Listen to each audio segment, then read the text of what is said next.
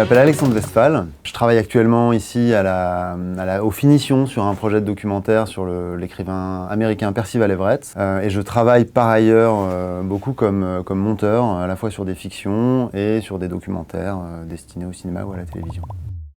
Comment êtes-vous devenu réalisateur? Alors moi je suis venu à la réalisation après un parcours universitaire assez classique en philosophie et en sciences sociales et puis ensuite un master de réalisation documentaire. En rentrant et en sortant du master, vraiment l'objectif c'était de devenir réalisateur de documentaires, mais le master a été l'occasion aussi pour moi de découvrir le montage. C'était, disons que le montage, c'était une des façons d'être au plus proche de l'écriture d'un film. Et c'est le cas en documentaire, mais c'est aussi le cas en fiction. Je fais pas vraiment de différence en réalité entre le documentaire et la fiction dans le travail, ni dans la réalisation d'ailleurs, ni dans le montage, hein, parce que c'est dans tous les cas, c'est du cinéma. Pourquoi le doc? C'était un peu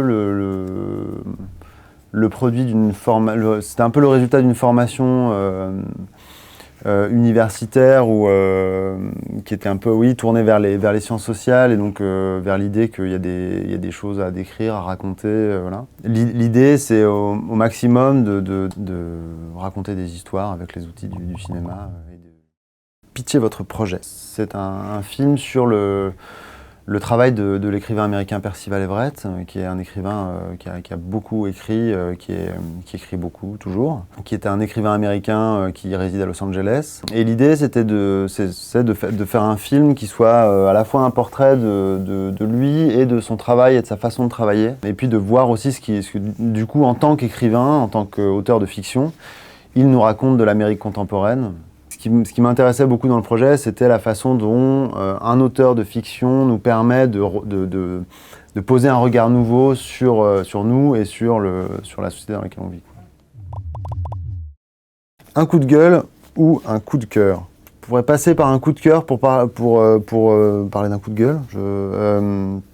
Mais j'ai eu la chance de pouvoir voir il y a peu de temps un magnifique film d'un réalisateur mauritanien qui s'appelle Med Ondo. C'est un film de 1973 qui s'appelle Les bico-nègres vos voisins et qui traite des conditions de vie des travailleurs migrants. Alors ça se passe dans la banlieue parisienne, proche banlieue. C'est un film à la fois terrible et drôle et beau. Donc c'était un vrai coup de cœur cinématographique et c'est aussi un coup de gueule parce qu'on s'aperçoit qu'assez peu de choses ont changé finalement. Ce qui est très fort dans le film, c'est qu'on s'aperçoit à quel point la situation de ces travailleurs dépend de choix économiques et politiques très, très nets, quoi. Voilà. Donc c'était vraiment un très très beau film.